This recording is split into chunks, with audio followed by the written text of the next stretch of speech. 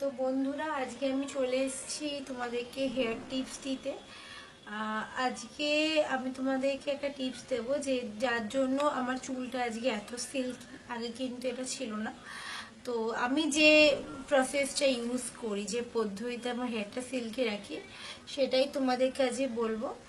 প্রতিদিন রাত্রেবেলা শোয়ার সময় পিওর নারকেল তেল উষ্ণ গরম করে হেয়ারটা এভাবে সেকশন করে, জাস্ট সেকশন করে করে করে করে এভাবে দিয়ে যদি তোমরা অ্যাপ্লাই করতে পারো, এবং তারপরে একটা টাওয়াল নিয়ে সেটা মাথাটাকে পেঁচিয়ে যদি তোমরা শুয়ে পড়তে পারো, তাহলে কিন্তু পরের দিন সকালে উঠে তোমাদেরকে শ্যাম্পু করে নিতে হবে একটু উষ্ণ গরম জলে। তাহলে কিন্তু চুলটা প্রায় 15-20 দিন মতন সিল্কি থাকবে, ঠিক যেমন এখন আমার চুলটা সিল্কি রয়েছে।